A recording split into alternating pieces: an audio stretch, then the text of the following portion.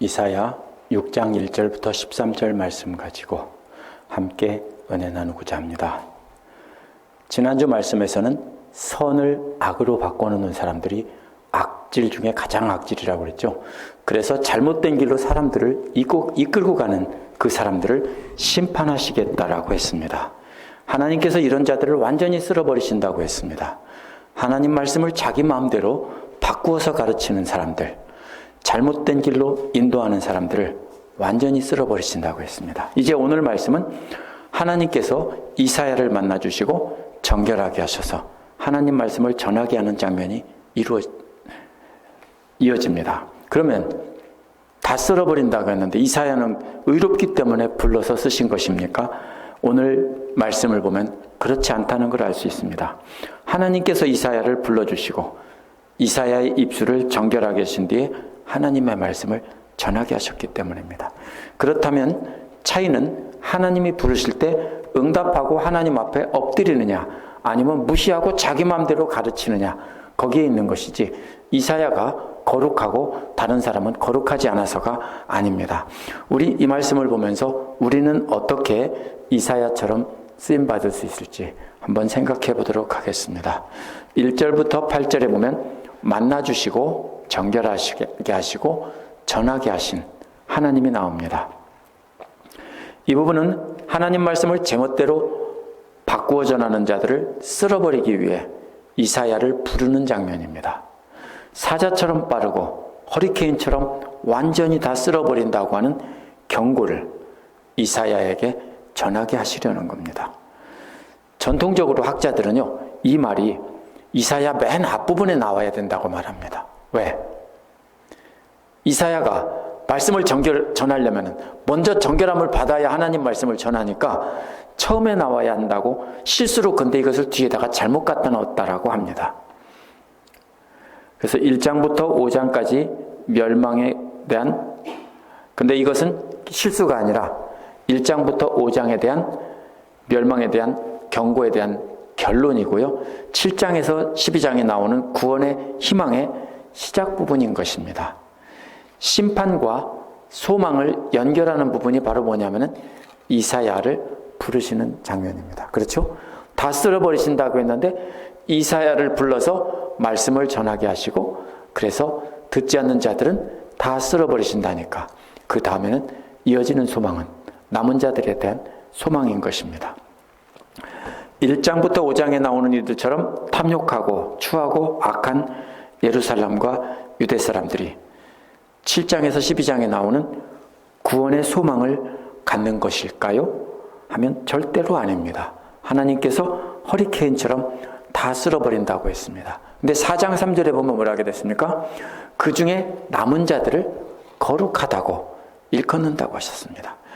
그러나 이들도 정결하기 때문에 구원받아서 남은 자들이 아닙니다. 하나님께서 불로 심판하셔서 다 태워버리시고 그 터에 고난을 견디고 남은 자들입니다. 하나님께서 불러주셔서 정결하게 하시고 거룩하게 하신 사람들입니다. 차이는 뭐냐면요. 하나님께서 똑같이 불러줬는데 같은 죄인인데도 하나님 앞에 엎드리며 하나님의 말씀을 듣는 자들과 듣지 않고 자기들 스스로가 하나님이라고 말씀을 바꿔서 전하는 자들이 다른 것입니다. 이사야 역시 부정한 사람이기에 악한 자이기에 제단 숯불을 가지고 그 혀를 정결케 했습니다. 이사야 개인적인 경험이 바로 모든 살아남은 예루살렘과 유다의 남은 자들이 경험할 것을 예표한 것입니다. 이사야 한 사람만 정결케 된 게 아니라 나머지 남은 자들도 다 이사야처럼 그렇게 정결케 되는 것입니다. 이렇게 정결하게 하신 사람들이 모여서 하나님 나라를 섬기는 것이 되는 것입니다. 1절은 우시야 왕이 죽던 해라고 밝힙니다. 역대하 26장을 보면 우시야 왕은 솔로몬 이후에 가장 강력한 나라를 이룬 훌륭한 왕이라고 합니다. 왕 중에 최고 가는 왕입니다. 다윗 왕, 솔로몬 다음에. 그러나 그 나라가 강해지자 우시야는 교만해져서 제사장 역할을 겸하려고 하다가 그래서 성전 분향단에 분향하려다가 나병에 걸려서 격리된 채 살다가 죽었습니다. 우시아와 같이 강력한 왕도 유다를 구하는 데는 아무 소용이 없다는 것입니다. 그래서 우시아 왕이 죽던 해에 하나님은 이사야에게 하늘 보좌에 계신 높으시고 전능하신 왕의 모습을 보여준 것입니다. 우시아 왕이 전능한 왕이 아니라 하늘 보좌에 계신 하나님이 전능한 왕이라는 겁니다. 진짜 왕은 우시아가 아니고 하나님이시라는 겁니다. 2절은 보좌하고 있는, 하나님을 보좌하고 있는 스랍들이 모습입니다. 그런데 하나님을 보좌하는 스랍들조차 거룩하신 창조주 하나님을 볼 수가 없었습니다. 그래서 두 날개로는 얼굴을 가렸다고 했고요, 두 날개로는 발을 가렸다고 했는데, 탈굼이라는 번역을 보면은 발을 몸이라고 바꿔 번역했습니다. 탈굼은 예수님 오시기 전 한 세기 전에 번역된 성경인데요, 히브리어를 아람어로 번역한 겁니다. 왜냐하면 대부분은 바벨론 포로기 이후에 히브리어를 잃어버리고 다 아람어만 썼어요. 예수님도 아람어를 쓰셨어요. 그런데 거룩한 하나님의 말씀은 히브리어로 전해야 된다고 해서 고수했는데, 이때 그걸 번역해서 가르치는 데 썼습니다. 그래서 회당에서 가르치면서 썼는데 글로 쓰는 게 금지되어 있다가 1세기 중반에 기록되었습니다. 그런데 이 탈굼은 보면 구약 성경을 이해하는 데 큰 도움을 줍니다. 탈굼은 두 날개로 발을 가는 것이 아니라 몸을 가렸다라고 합니다. 고대 근동 사람들이 발은 뭘 표현하는 거냐면 생식기를 표현할 때 발을 가린다라고 했습니다. 그러므로 두 날개로는 몸을 가리고 두 날개로는 얼굴을 가린다라는 것입니다. 우리가 벌거벗었는데 손으로 몸을 가린다고 하면 어느 부분을 가립니까? 얼굴을 가리고 생식기 부분을 가린다는 뜻입니다. 어쩌면 이것은 하나님 앞에서 스랍들이 거룩한 하나님 앞에서 어떻게 서야 하는지를 이것을 나타낸 모습, 이것은 하나님이 거룩하시다는 뜻입니다.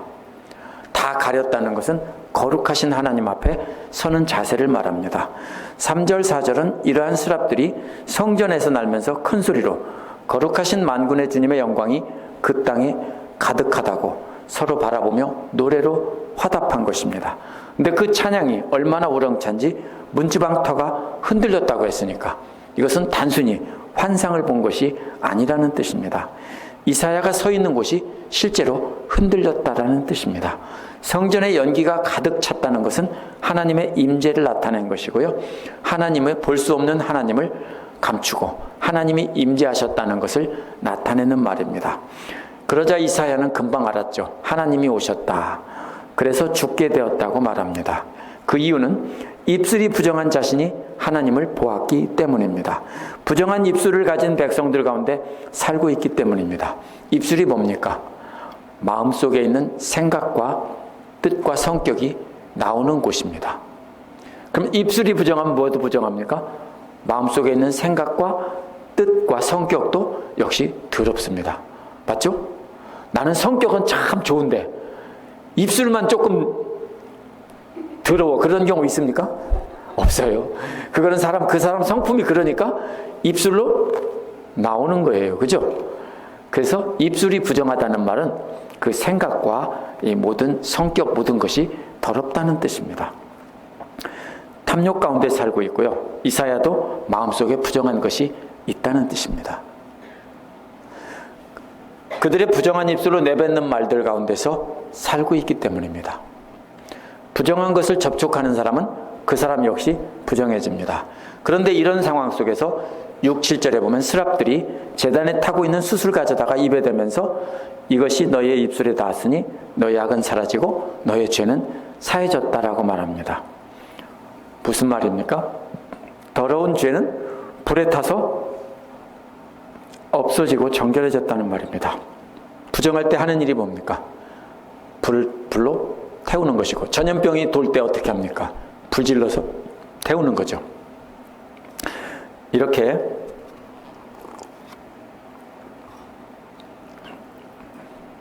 입술에 수술되면서 입술이 정결해졌다고 하지 않고 그 다음에 뭐라고 합니까?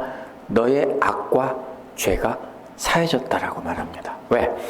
입술은 그 속에 있는 악과 죄가 말로 나오는 것이 입술이기 때문입니다.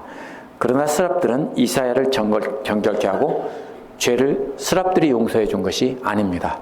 하나님께서 명령하시자 스랍들이 하나님 명령에 따라 행하고 하나님의 명령을 전해준 것뿐입니다. 교만한 마음이 가득한 인간은 절대로 고쳐질 수 없습니다. 만약 하나님께서 그 죄와 악을 가져가고 용서해 주기 전에는 우리는 거룩해질 수 없습니다. 제단의 숯불로 정결하게 하시는 것은 바로 하나님이 하시는 일을 나타냅니다. 그 불 가운데 임하시는 하나님의 능력이 모든 불의한 것과 불순물 찌꺼기들을 다 태워버리신다는 겁니다. 그러나 제단 불 자체가 어떤 특별한 능력이 있는 것은 아닙니다. 하나님께서 정결하게 하셨다는 것을 제단 숯불을 입술에 대며 이렇게 말씀하신 겁니다. 8절을 보면 하나님은 이렇게 이사야를 정결하게 하신 뒤에 내가 누구를 보낼까? 누가 우리를 대신하여 갈 것인가? 하고 말씀하십니다.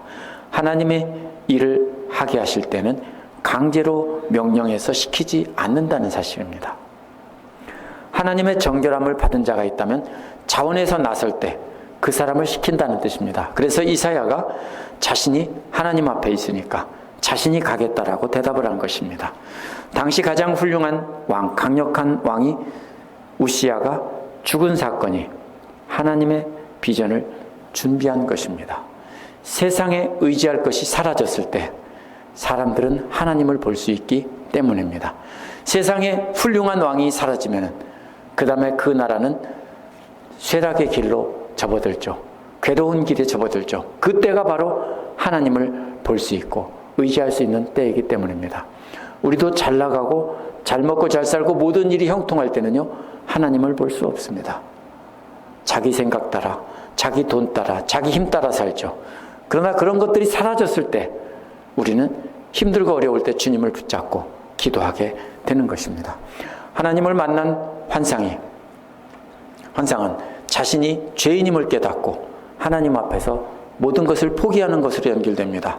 이렇게 죄인임을 인식하면서 나는 아무것도 할 수 없습니다라고 하나님 앞에서 인정할 때 하나님의 능력으로 정결케 하시고 하나님의 부르심에 응답해서 하나님의 말씀을 전하는 역할을 하게 되는 것입니다.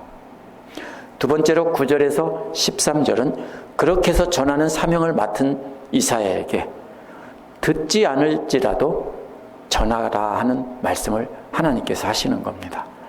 이렇게 이사야를 정결하게 하신 하나님께서 전하라고 하신 말씀의 내용이 바로 나오는 것이 이제 9절부터입니다. 9절에서 이사야에게 전하라고 했습니다. 그 내용은 두 개의 병행 구절이 대꾸로 되어 있습니다. 듣기는 늘 들어라. 원어는 이런 말입니다. 듣기 위해 계속 들어라. 짝을 이루는 말은 역시 똑같이 보기 위해서 계속 봐라. 이런 말입니다. 똑같은 구조의 말이 창세기 2장 17절에 정령 죽으리라 라는 말입니다. 죽기 위해 계속 죽을 것이다. 이런 뜻입니다. 히브리인들이 말하는 뜻인데요. 명령형이냐 아니냐의 차이뿐입니다. 히브리어에서 이런 표현은 계속 죽을 것이고 완전히 죽을 것이다라고 강조한 말입니다. 이 말은 따라서 계속해서 완전히 듣고 계속해서 완전히 보고 그렇지만 계속해서 완전히 들어도 깨닫지 못하고 계속해서 완전히 봐도 뭘 봤는지 모른다는 뜻입니다. 그렇다면 뭡니까? 하나님께서는 똑같이 다 들려주시고 다 보여주신다는 뜻입니다. 하나님께서 다 보여주시고 들려주시지만 어리석은 백성들은 계속 들어도 깨닫지 못하고 계속 봐도 알지 못할 것이다 라고 말씀하시는 겁니다. 10절은요. 마음, 귀, 눈, 귀, 마음 이렇게 되어 있습니다. 이렇게 보면 아시겠죠? 데칼코마니입니다. 역시 접어서 미술 시간에 절반으로 종이를 접은 다음에 그 사이에 여러 가지 물감을 짜 넣으면 중심부터 양쪽으로 나비 모양으로 그렇게 대칭이 되는 그림이 나옵니다. 그 중심이 뭡니까? 그러면 한 가운데 있는 것인데 가운데 있는 것이 바로 눈입니다. 그 밖에 있는 것은 뭐냐면 귀입니다.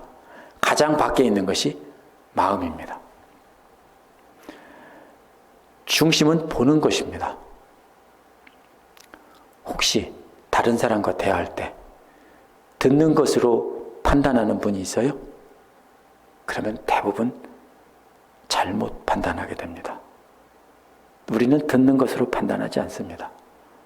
보는 것으로 판단합니다. 그렇죠? 똑같이 좋은 말로 해도 저게 진심으로 하는 말인지 아니면 나를 속이려고 하는 말인지 우리는 느낌으로 압니다. 그렇죠? 그래서 어느 학자들, 이 의사소통을 연구하는 학자들의 말을 보면요, 7%의 의미가 말을 통해 전달된다고 합니다. 100 중에서 38%는 말투로 전달하고 55%가 표정을 통해 전달된다고 했습니다. 그렇죠?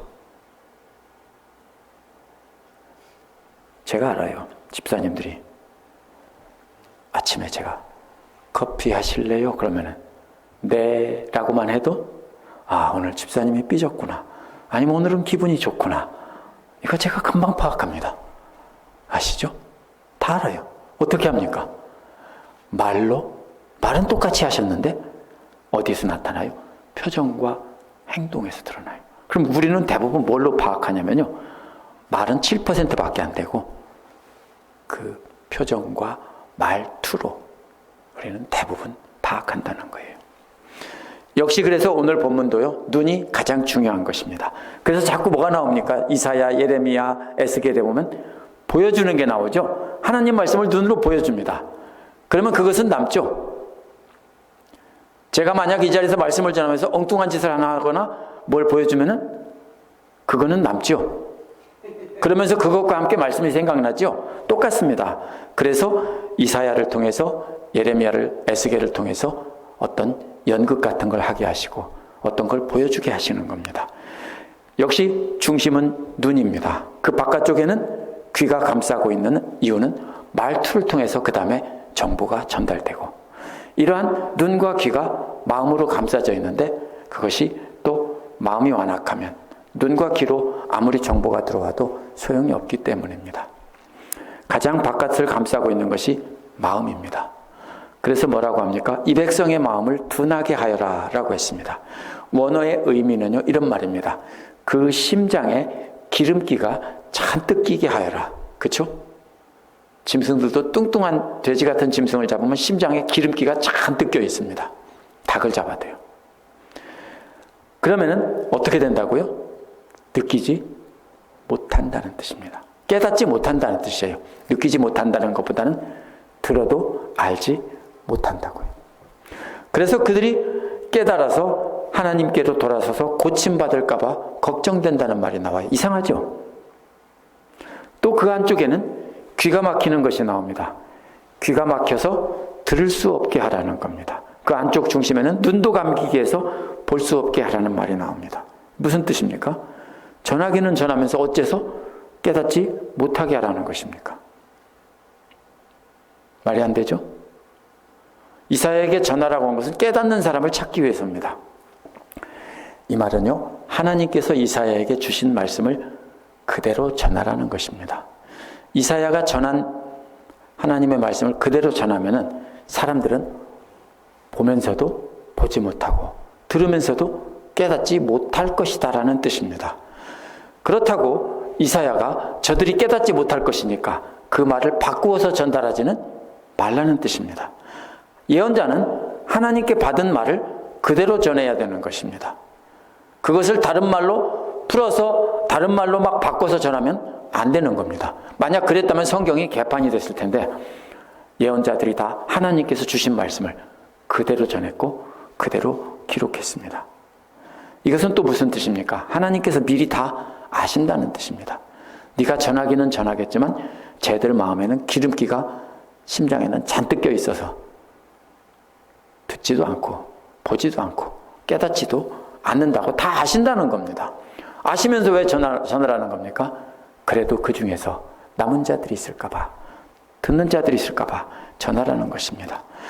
그러면 이런 것을 다 아시면서도 그대로 전하라고 하셨는데, 그러면 오직 하나님 말씀을 존중하고 귀를 기울이는 사람은 깨닫게 되고 나머지는 하나님을 대적하기 때문에 알아듣지 못하고 깨닫지도 못하고 보지도 못한다는 것입니다.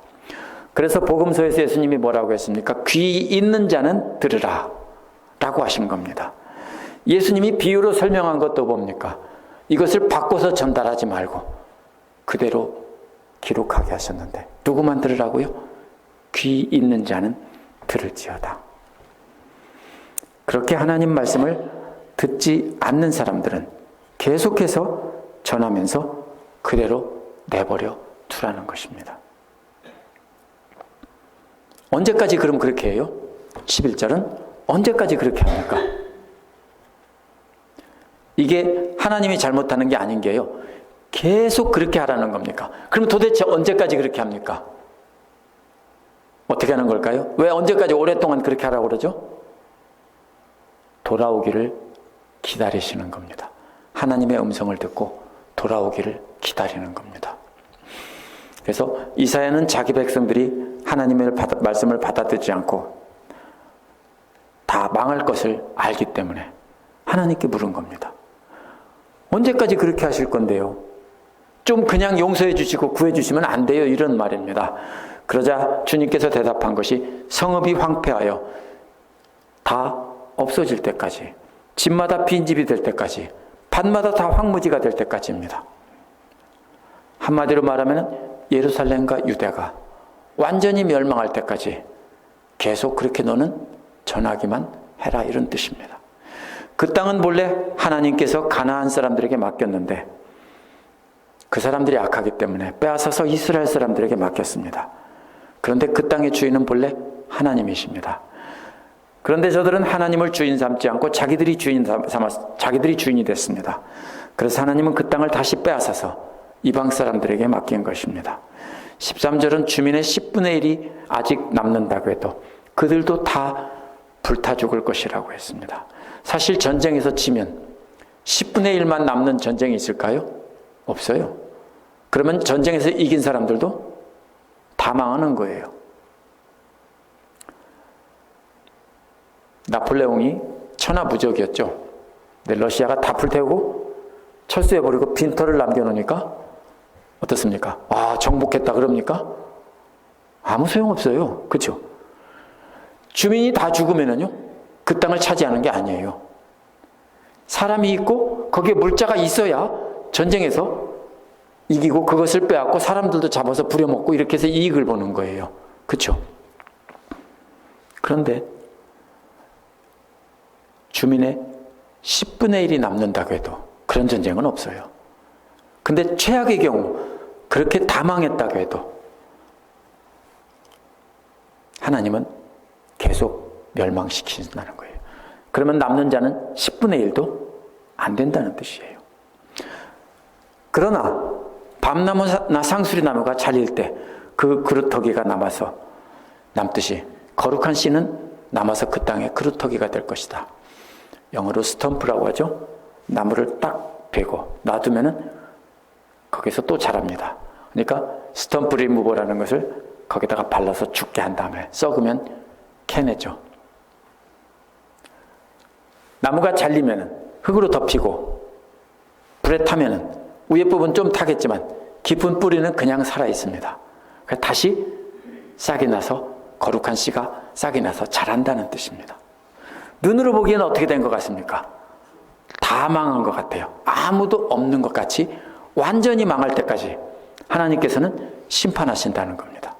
그런데 그 속에 다 망한 줄 알았는데 그 속에서 거룩한 자들이 싹이 날 것이다, 이런 뜻입니다.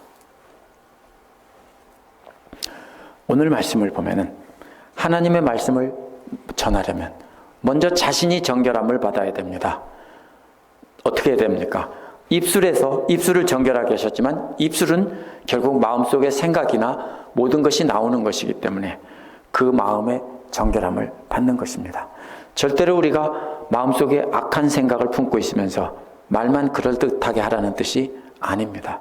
이제 우리는 제단 숯불이 아닌 예수 그리스도의 보혈로 그 입술을 정결함을 받아야 합니다. 마음속에 생각만 정결함을 받아서는 안 됩니다. 나는 마음은 착한데 이 입이 참 방정이라 내가 입만 잘못했어. 그런 거 없어요. 아시겠어요? 그런 거 없어요.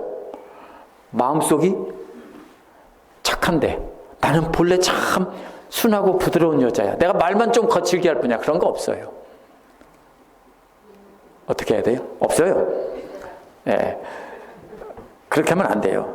우선은 어떻게 해야 돼요? 먼저 우리는 입으로 나오는 말까지도 정결함을 받아야 돼요. 마음속이 정결함을 받고 입술까지도 정결함을 받아야 돼요.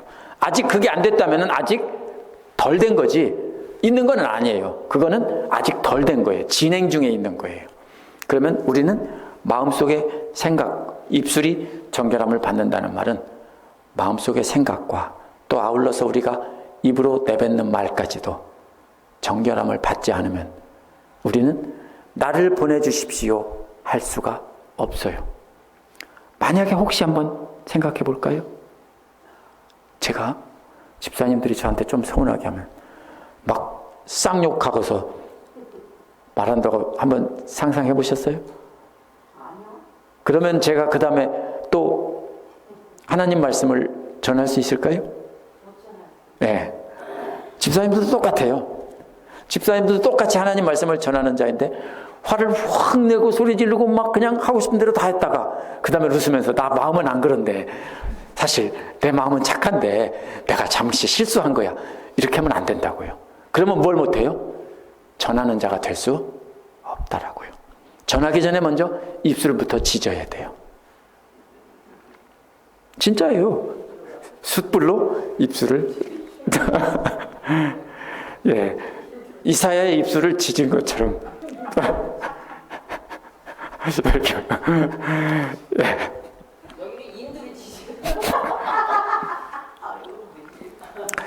그러면은요, 그렇게 우리가 정결함을 받는다는 것은, 우리가 거룩해진다는 것은 입으로 나오는 말까지도 우리가 거룩해져야 하는 거예요.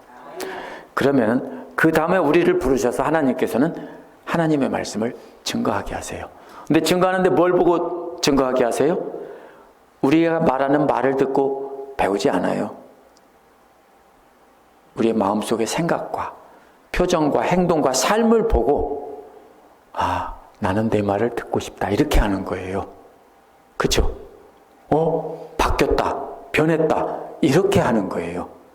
그러니까 우리는 바로 우리가 입술과 마음속과 우리 모든 생각이 변해서 그것으로 우리가 증거해야 되는 것입니다. 근데 그렇게 됐을 때 하나님 앞에 제가 가겠습니다. 저를 보내주십시오. 라고 말할 수 있는 겁니다. 이렇게 우리 마음속과 입술을 통해서 나오는 말이 정결하게 되는 것은 우리의 노력이 아닙니다. 그런데 이는 전적으로 하나님의 선물입니다. 하나님의 은혜라고 부릅니다. 그래서 왜? 하나님이 말씀을 주셔서 참 거칠고 걸걸한 막걸리 사발 같은데 이제는 어떻게 됐어요?